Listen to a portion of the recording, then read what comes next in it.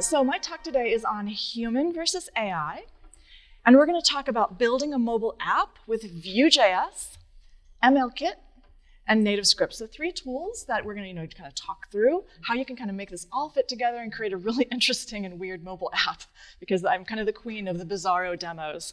So here we are. So this is kind of the mandatory Who Am I slide. My name's Jen Looper. I'm a developer advocate at Progress. I'm the founder and the CEO of Vue Vixens. I see we've got some Vixens in here. We've got literally my entire staff is here. So we've got Diana, our worldwide community organizer, and we've got Natalia, my CTO, and it's really exciting to have everyone in the room together. It's kind of like we get off the plane and we all give huge hugs, together at last. So, because she's coming from South America, she's from Ukraine, I'm from Boston, so it's really nice to have everyone together. And we're also sharing an Airbnb, so that's the Vue Vixens Trap House. That's what we call it. So my name is Jen. You can follow me on Twitter at Jen Looper, and I'm known in my department as a friend of bots. So I do things like, for example, I had a boss who was chronically late to meetings. So I spun up a little Slack bot, and if it was 5 minutes past the allotted meeting time, it would start saying, hey, at Burke Holland, are you dead or something? So it would keep going until he got online. So we like to do these kind of little fun things. And I do enjoy working with bots, chat bots and cute little algorithm tweaking that you mess around with. So what are we going to talk about today? Well, here is the agenda. We're going to talk about what machine learning actually is. We're going to give a little why. Uh-oh, the brass just came in. Okay. Why? Why is machine learning so important? How can machine learning help make more interesting mobile apps? Regulation, man behind the curtain. What is going on? And how can I build an app using 2 new technologies, MLKit and NativeScript Vue? What even is machine learning? What even is machine learning? This is a GIF from my colleague TJ, who provides me with awesome GIFs. They're the adorable little machines, and what are they doing? Well, they're learning. Well, that's cool. I like to show this slide because this is actually machine learning, and this is a slide taken from a Coursera course that that shows just how exciting and how cool it is to. Oh my gosh, Bridget, you're going to kill me.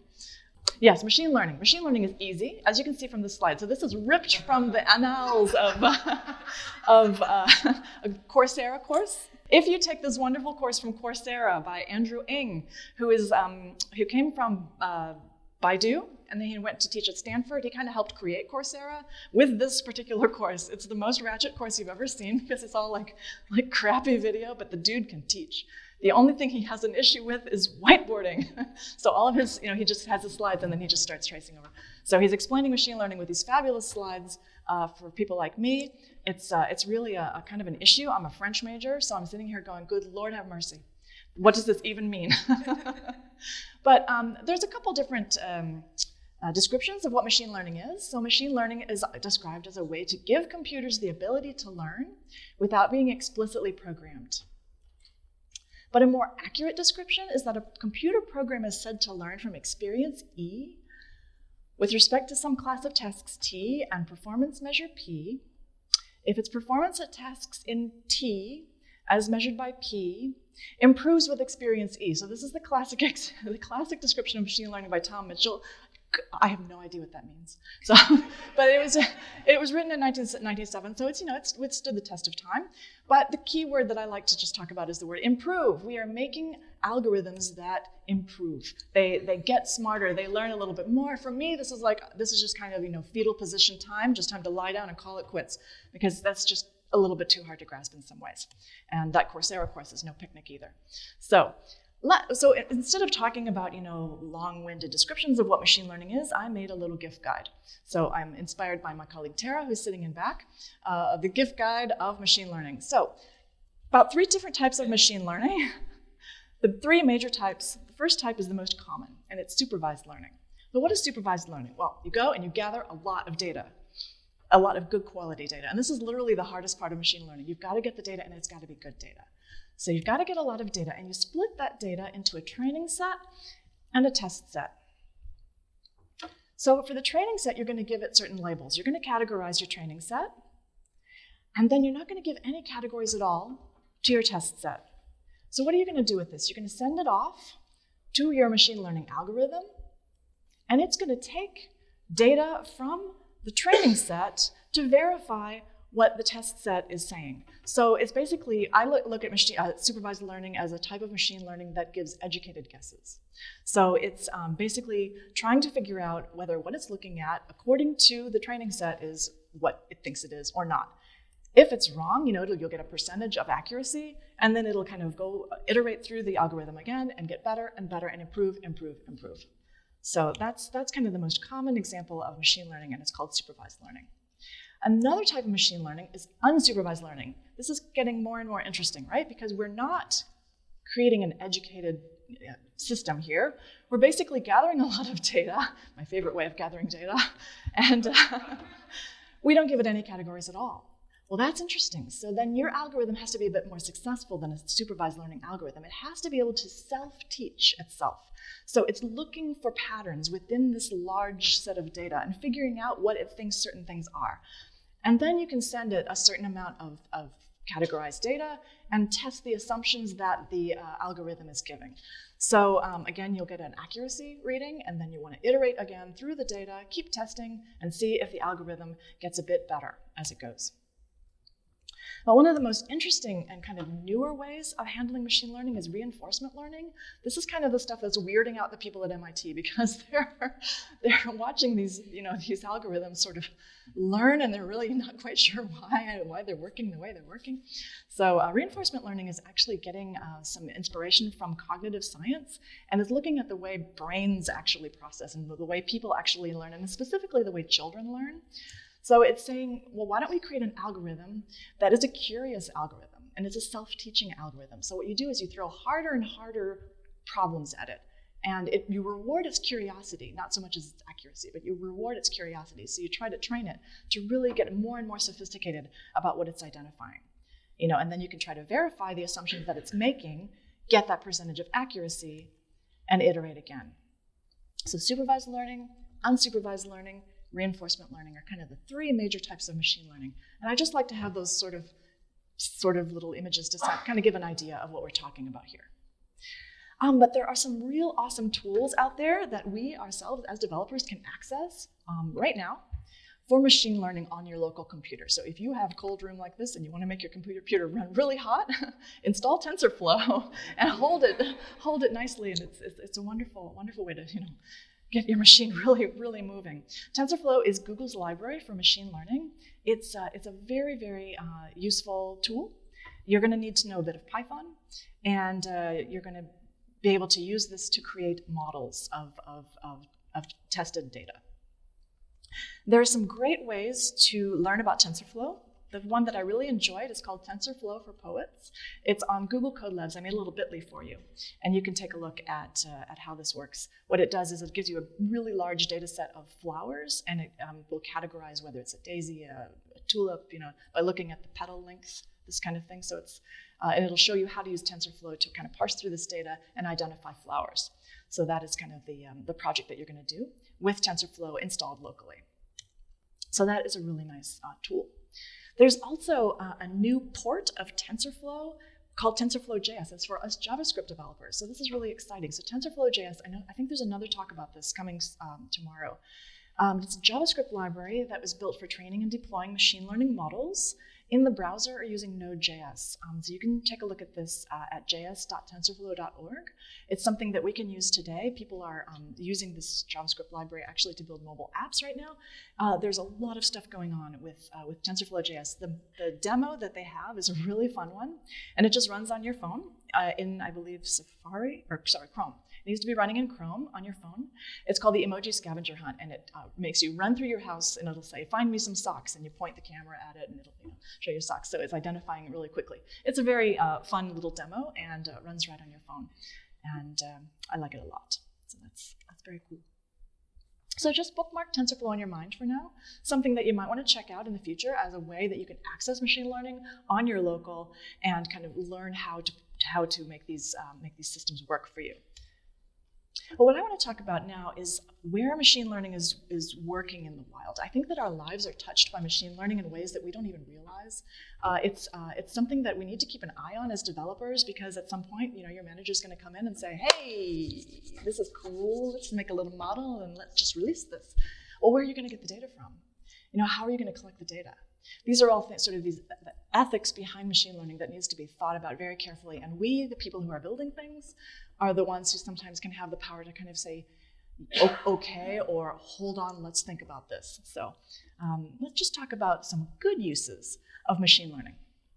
This is my personal favorite, Stitch Fix. Stitch Fix, I wonder how many folks are using Stitch Fix. They have it for ladies and men. What it is a box service that sends you like a box of clothing that you can try on, like 5 pieces every month. It's one of these box services. Anyway, so they have a very clever way of combining machine learning and human curation in Stitch Fix. It's a nice startup, woman-owned startup out of New York. So what happens is the user logs into Stitch Fix and is sent a bunch of images, and you kind of sift through. You kind of do a Tinder for clothes. You sift through and you say, would I wear this? Would I not wear this? And you send it the preferences, and then it runs that input through the algorithm in Stitch Fix, and it builds one of the most common uses of machine learning, which is a recommendation engine. So it's going to build you some recommendations. It's going to say, okay, you seem to like stripes, but not so much flowers. You seem to have, kind of short, stumpy legs. So, maybe you don't want to have that particular shape of pants, but this A-line skirt would be awesome for you. So it's looking at, your recommendations, and it's also factoring in things like your location. In Boston in January, I'm not interested in that bikini. That's just not a thing. So looking at your location, looking at trends around you. So certain fashions in Boston are not the same as in San Francisco. And it's taking into account things like the season.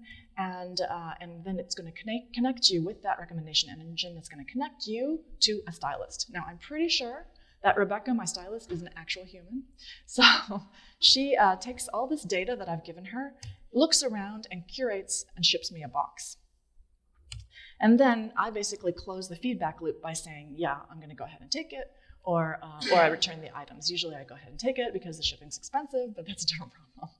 So Stitch Fix has this nice combination of machine learning plus the human curation. I think it works really well. And it's completely opt-in. So you can end up waltzing down the street like a total boss. That is the goal.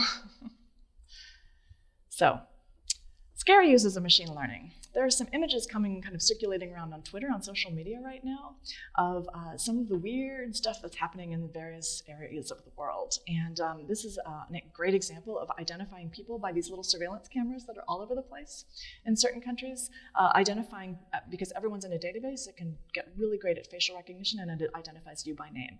And just kind of figures out where you're at, what you're doing, and if you're breaking any laws. So that is, in my opinion, a little bit of a problem. It only works if you install a ton of surveillance cameras, which are pretty much opt-out, or certainly not opt-in. They're not something that people are agreeing to. And when you install so many surveillance cameras, you can get really good at facial recognition algorithms. You can match faces to IDs. Everyone is in a database anyway, so you may as well just match them to that ID. And then you can do things like monitoring group emotions. You can see, everybody in this particular neighborhood seems a little grouchy. Maybe we can push a sale at them and get them to buy something, that kind of thing. So there's a lot of monitoring going on. You can certainly track location.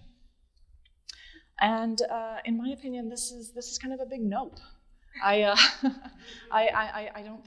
think that since most people don't realize they're being surveilled, and they're probably not okay with particularly being tracked.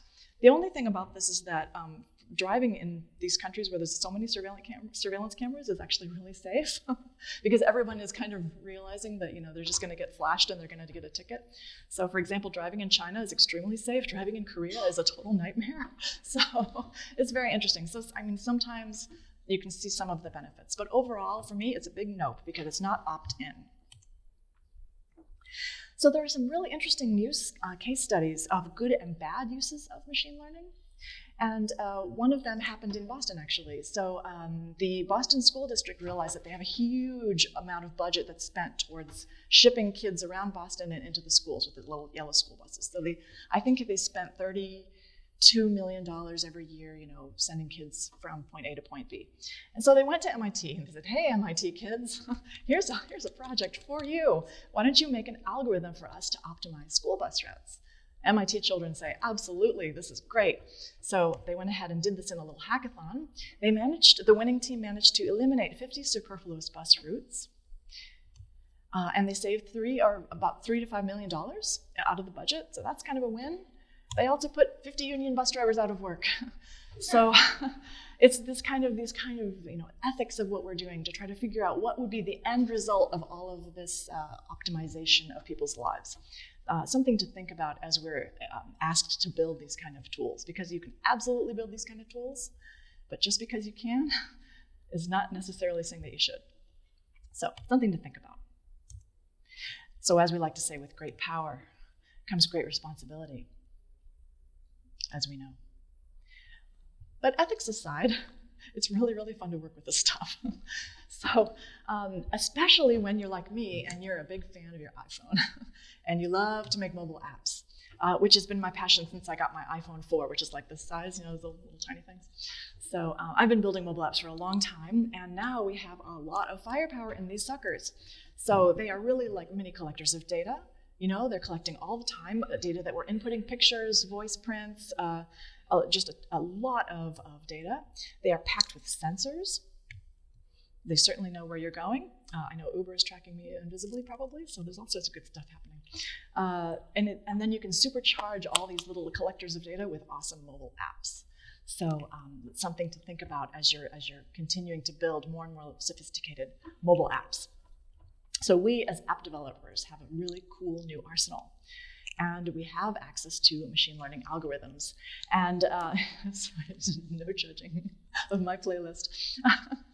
But you can basically make your apps smarter. You can make them more helpful. You can build an entire app around a machine learning algorithm. There's a really cool app by Microsoft called Seeing AI.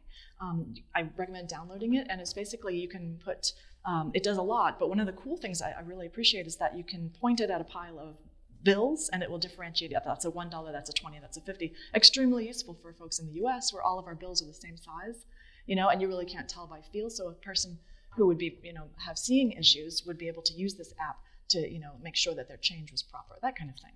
Very, very useful. Shazam, the app Shazam is completely built. Does anyone use Shazam anymore? Or is it all SoundCloud?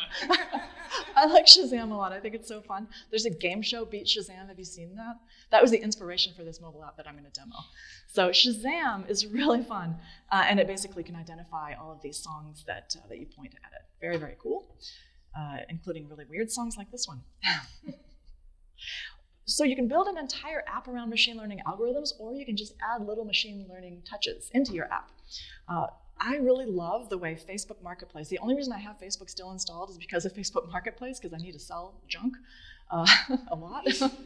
And as you take a picture, God bless, as you take a picture, of a chair, it'll just quickly sort through. It'll take your image and it'll sort through all the other images that have been uploaded and give you a price. So similar tables, for example, are listed between a certain price. It's extremely helpful because I never have any idea what to charge, for used furniture. So that's just a really great example of useful machine learning that's not obtrusive, that is just really helpful, I think. And then, of course, Spotify is kind of the ultimate recommendation engine.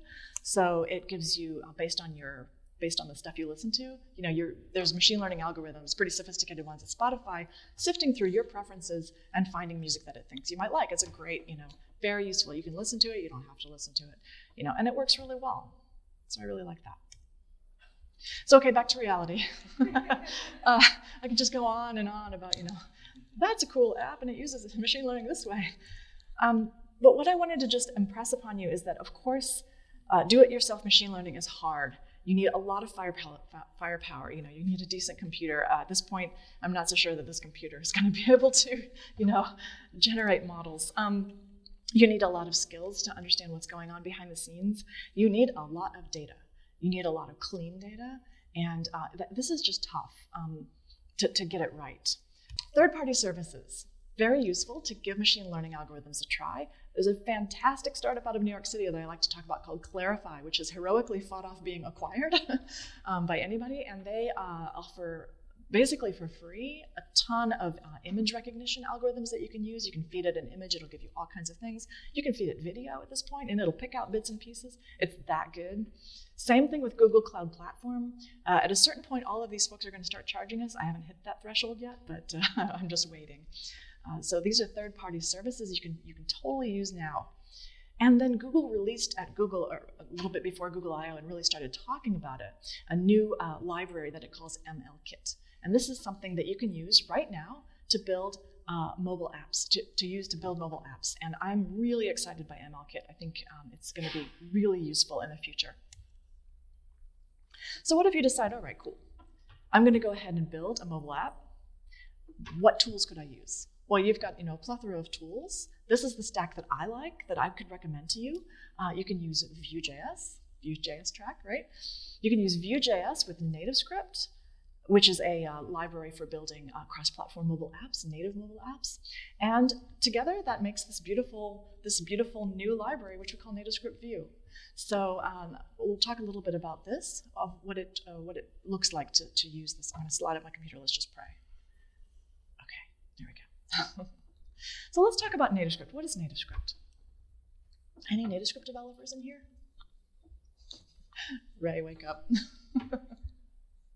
Anyway, what is NativeScript? NativeScript is an open source framework for building truly native mobile apps with JavaScript. So you can use your web skills, you can use TypeScript, Angular, you can use Vue.js nowadays, you can use CSS, and you're going to get this native UI and performance, really nice, smooth, animating performance on both iOS and Android with one code base. So that is a really helpful tool. There's an app in the marketplace called Examples NativeScript that you can download right now, and you can get a feel of how a NativeScript app, feels to use. It's native, so it feels native. And I like this app because there's a little 3 dots on the right. You can actually open up a little window, and it'll show you the code that was used to build this app. So really kind of a nice thing that we can look at. Examples NativeScript. But the cool thing for us as Vue developers is that since you know JavaScript, you know NativeScript, you know Vue, you can use it to build mobile apps. I work a lot of booths. A lot of people talk to me about how they want to build a mobile app, but they don't want to learn a new language, right? Well, with NativeScript, you don't have to. Just because it's called NativeScript, it's still just JavaScript, right?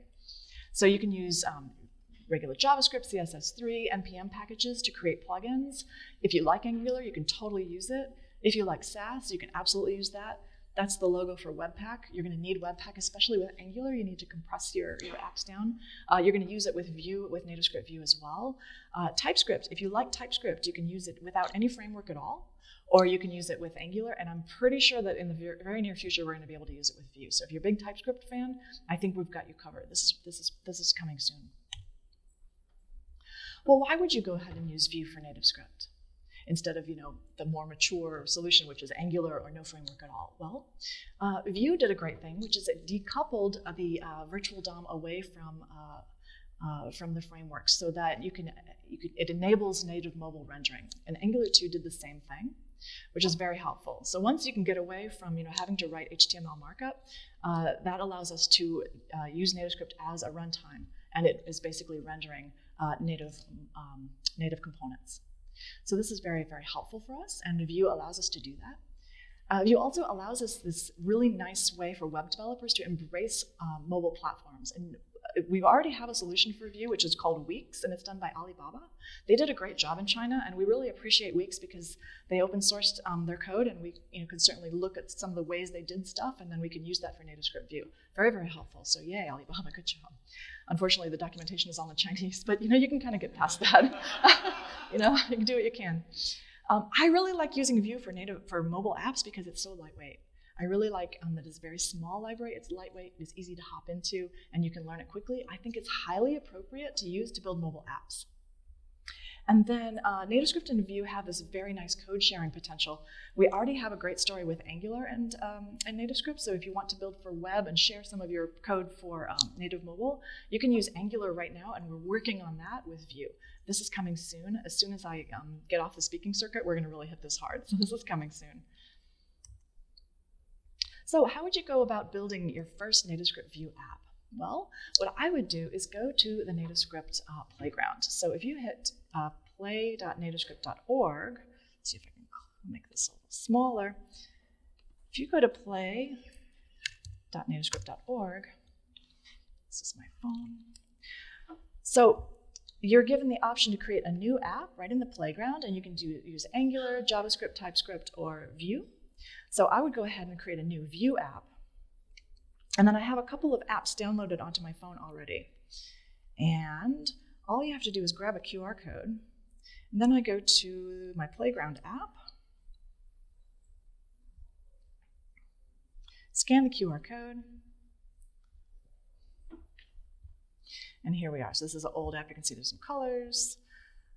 So this is set back to base 0. So if I would change this to, it's just going to slide horribly. So hey there at ATL, save it, and then it refreshes very, very quickly. So you can see there's the change I made. This also works for CSS. So if I would add a class action bar in background color, hot pink, yeah. And it should refresh. There it is. Okay, I didn't hit refresh. So yes, this is a great way to go ahead and try this way of building apps without messing around with having Xcode or Android Studio installed. So it's kind of like a try it before you buy it scenario. You can totally give this a try. It works really nicely. Okay, so that's the playground.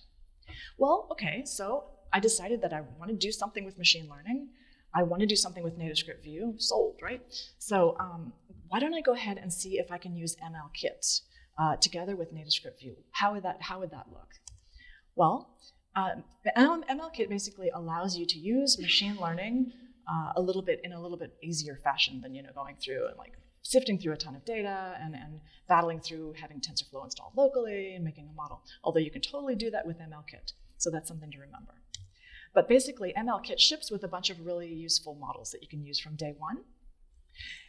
Within the context of NativeScript Vue, you need to use a plugin. So you're going to be using the Firebase plugin. Interestingly enough, MLKit ships with Firebase. Why does it ship with Firebase? Because all of the data flowing into your app is coming through Firebase.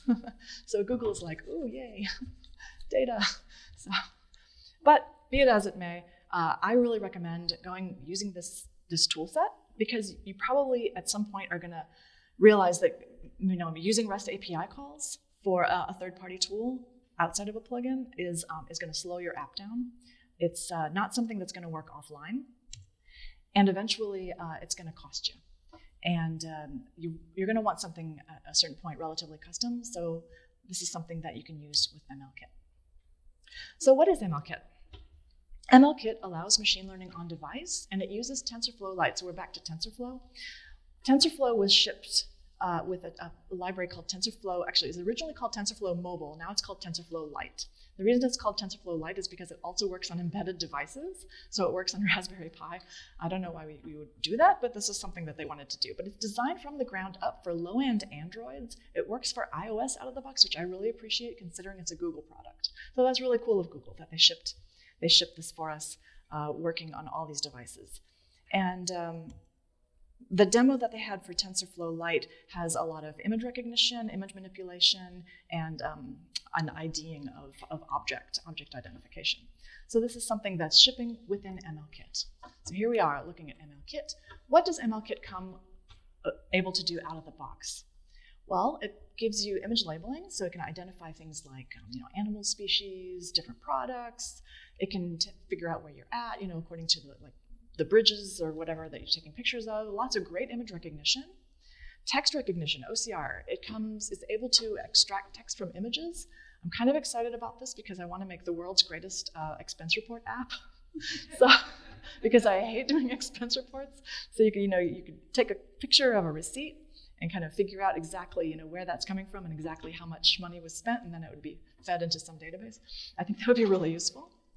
Facial recognition, it can totally detect faces. I'm not sure I'm down for this, but it does work if you really need facial recognition. Barcode scanning and landmark detection also are out of the box with MLKit. So how does this thing work? It's leveraging Firebase, like I said, to access your app's data. So you better be ready for this to happen. And it bundles together a couple of Google ML technologies, including Google Cloud Vision API, TensorFlow Lite, like I just mentioned, and the Android Neural Networks API. It brings it all together in this single SDK, and that is MLKit, and it works on device. And this is the most exciting thing. So you're not making third-party REST API calls. You have MLKit installed via your plugin through Firebase on your device, and it's working. So we've decided we want to use NativeScript Vue, we want to use MLKit, and so I decided to go ahead and make the mother of all demos. So I made a game. It's called Pick Me, and it's a game that tests MLKit's accuracy and speed, and Guillaume gets really excited. Okay. Because the ultimate challenge of a machine learning algorithm is whether it can tell the difference between a labradoodle or fried chicken. They both look great to me. But I have to shout out to Teeny Biscuit on Instagram, who has, I think, at least 20 different types of this collection. So you feed these images through the algorithm and see if MLKit can figure out whether it's a labradoodle or fried chicken, or whether it's a parrot or guacamole. You know, so I've got a whole bunch of these, some of them more appropriate than others, but I have them all embedded in my game, which I will demo in a second. So how did I build this? Well, I used a Vue CLI template to get started with scaffolding up a nice NativeScript Vue app. I used 3 plugins, 2 for layout and 1 Firebase, because I need that Firebase plugin so I can get the data and feed it to MLKit. And I used Vuex for state management. So if you want to go ahead right now and scaffold an app, you can do it using Vue init, NativeScript Vue. Use the Vue CLI template that we are offering, and it'll give you a couple presets, a couple choices, and then this is how I just generated Pick Me. So give it a project name, a description, application name, give it a version, a couple extra information here, and then you can tell it that it wants to install a couple of things. So that's a very, very easy way to go about installing this from the CLI. The 3 plugins I mentioned earlier that I used is a swipe layout plugin, because I wanted to make this a very, very fast responsive game. So you're swiping. So you're going to be picking, is it parrot? It's guacamole, parrot, guacamole. So I want it really fast. I need a swipe plugin that'll just work right to left. I wanted a card view plugin because I want to keep the images in a card just to look nice. And then, of course, I need Firebase. So NativeScript Firebase plugin is one of our most solid plugins, thank goodness, because I use it constantly. It's by Eddie Verbruchen, and it is, all you have to do is import Firebase from the plugin, initialize Firebase, and then you're off to the races. So that's just in your main.js file, very easy. You can then start building up your UI once you have Firebase installed and working. And you're going to go ahead and use a template block, just like in a regular Vue single file component. In your template, this is where you're going to start using those UI plugins. So here I have my swipe layout plugin, and then my card view is embedded there. So you're basically swiping on a couple cards. This is what NativeScript Vue markup looks like. You're leveraging plugins, you're leveraging native modules, so it looks slightly different from the HTML that you're used to writing. This is the main difference with writing a NativeScript Vue app. It kind of comes in the template. You kind of got to get used to writing using NativeScript modules, but it comes pretty easily. And then you go ahead and send your data through to MLKit. So I created this method query MLKit, and then I'm sending it certain images. So the image that comes up, like a picture of a little labradoodle, sending that through to MLKit, and then asking it to use its image labeling module here, so Firebase MLKit image labeling, asking for the labels to come back and tell me what it's looking at, or what it thinks it's looking at. I want it to give me the labels, and I want it to be confident as of 0.6. This is kind of a mid-range. I want it to be relatively confident what it's seeing. So, and then I push the data that comes back, the labels, into an array, and I calculate the score of what I think it should be saying to me versus what it's actually saying to me, and I'm giving a score. So I test MLKit's results against the possible answers. So I have a constant of images here. These are if it sees a barn owl, I pick out the IDs of the images that it's looking at, and I have a little bit of a list of accepted answers. So if the bot doesn't come back with this, it's going to lose a point. And then I use Vuex. The great thing about using Vuex in a NativeScript Vue app is that it's exactly the same way that you use Vuex on the web, so there's really no learning curve here. It's very helpful.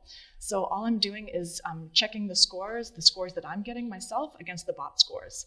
And then there's a couple of actions here to clear the score and set the various scores. So this works really well for keeping game state, if you want to use Vuex to keep score. And this is the result. This is what it ended up looking like. I've made a couple tweaks, so when we demo the app, it'll look slightly different. But this is actually a tough one, and the bot is really not sure about this one, chocolate or Dalmatian. So this is probably one of the toughest. It's not sure. So it's been trained on Dalmatians, but it's just looking for spots, a jacket. So it's quite an interesting exercise. And what I like to use this as a way to show both the responsive nature of a NativeScript Vue app, that you're swiping as fast as you can, but also the responsive nature of MLKit, which is giving you these answers as fast as it can. So it's a really cool thing to just try to see. If you had built this thing with REST API calls, it would fail. It would just have to go, back and forth and get data. Okay, guys, now's the time. It is time to give this a try. Are you ready? Let's see if we can beat the AI. I am looking for a volunteer. I'm going to open up my app, and when I look up, I hope I'll see a hand up.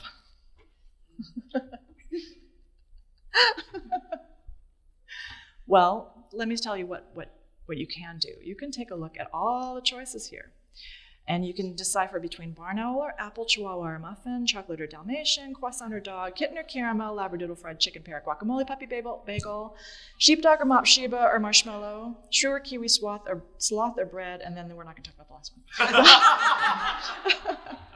But if anybody would like to try to see if you can beat the AI, I'll bet you can, actually. Humans are really, really good at image recognition. Somebody want to try? Come on, somebody give me a try. Oh, no. A real volunteer, not like a pity volunteer. Here, come. Thanks, Chris, though. Let's try that. That's awesome. Thank you, Chris. This thing's going to slide. Okay, so which one would you like to do? All right, let's go with shrew or kiwi. Okay, so what you're going to do is hit Start Game. And then when you see what you think you see, it's either going to be kiwi that way or shrew this way. Swipe. That's Okay. kiwi. That's a shrew. Kiwi. Shrew. Another shrew. Kiwi. Shrew. Kiwi. Kiwi. Kiwi. Shrew. Shrew. Kiwi. Shrew. All right. Yes, you beat. Yes. So you can see the score. So the score, I didn't pay attention to the score, but I think you did quite well. So excellent. So you won. Okay. Woohoo! Yay! You beat the machine. Beat the machine. Okay, humans, don't let me down. Win Jeopardy or win a game of chess against a computer, so I can beat it in Kiwi versus Sure, I'll tell you, yeah. And it's interesting because the Beat Shazam game, which inspired this game, most of the humans can guess the music faster than the AI, which surprised me. I don't think I could do it, but they just play a tiny clip of the music and then the people will just immediately get it. It's amazing. It must be a talent that I just don't have. But anybody else want to try one of these spectacular blockbuster award-winning games? Any other volunteers? Shall I? You show us. You can beat it.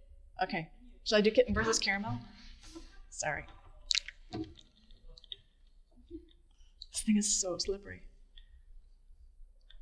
Okay, here we go. Kitten versus caramel. Okay. Oh, did you mean? Wow. That's a tough one, right? Guillaume, you're gonna like this one. Oh, I screwed up. Oh boy. Oh, fat.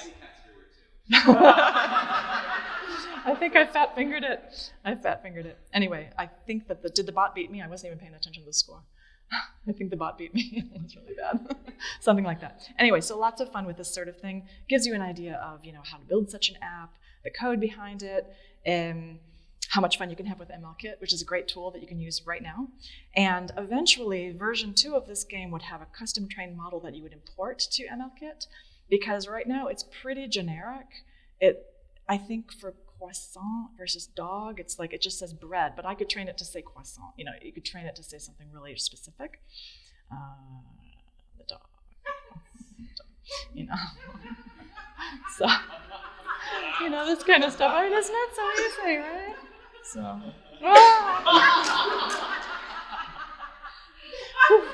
I did. I beat the bot. Okay, that's good. But you know, we could really train a custom model and have that kind of speed on device. This thing would work offline as well, which is awesome. So where did this model come from? So this is not a custom trained model. What it is it's ML-Kit's trained models that are bundled with it. So it's very generic. So it's like, I think it's a dog. Although for some reason it was trained on Dalmatian, so it knows a Dalmatian. So it's kind of, you just don't know what you're going to get with a non-custom model. But again, if I could get enough pictures of Dalmatians, I could train, you know, something more specific. Now it's a question of, I just need to get a ton of data and train it up. So that'll be V2. But what you do is you take your data, you run it through TensorFlow on your local. It'll give you a .md, a model file, and then you have to compress it and upload it for use by ML-Kit. So it's really a kind of a cool thing. It just takes a lot of time to get that much data. So good fun. All right. And that is it for me. If you want to learn more about NativeScript Vue, take a look at nativescript-vue.org. And I give up on the sliding thing, and I'm happy to take questions. It's sliding down. Like, oh, I need super glue. Where's the super glue? All right. Screw it. I'm happy to take.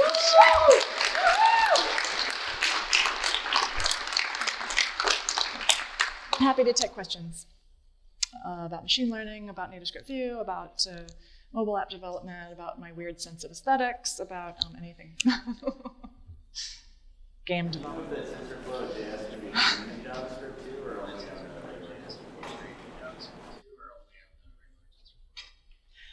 the It's basically just a port for TensorFlow itself using JavaScript. So it's using everything underlying that TensorFlow offers, and it's just basically rewritten in JavaScript so that we feel more comfortable. Yeah.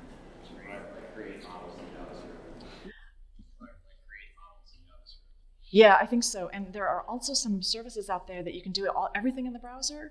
MachineLabs.ai is one. Clarify you can train in the browser. So there's a lot of interesting stuff going on that people are trying to make it easier for us developers to access this stuff without having massive power. Yeah.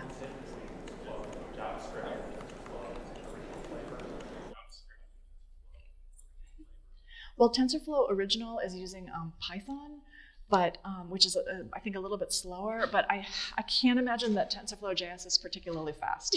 So I haven't done any performance testing, but neither of them is particularly speedy in terms of the training. I've just run a few bits and pieces through my local and had it trained up, and it does take a little bit of time. So just have to be patient. Yeah. Would you say learning One question, yes? Vue is difficult, or it's like how about learning how about learning code? Yeah, I think the great thing about NativeScript Vue is that if a lot of people are coming to it already knowing Vue, and so for me, I did it the opposite. So I know NativeScript, but I had to learn Vue and then learn NativeScript Vue. So I think that most people who are coming from the normal path, they already know Vue, they're coming to mobile development using NativeScript Vue, will feel super comfortable. The biggest piece of the learning curve is dealing with the layouting, because these are like native mobile layouts. So you're dealing with stack layouts. You're not dealing with H1s and divs and that sort of thing. You have stack layouts, grid layouts, and making it all look good on your iPad and your iPhone and your Androids can be a little bit of a challenge. But there is a cool website called nslayouts.com, which you can visit to help learn more about layouting, because in my personal opinion, this is the hardest. Yeah, great question. Thanks, Di. Happy to answer anything else. Other than that, thank you so much. Thanks for coming.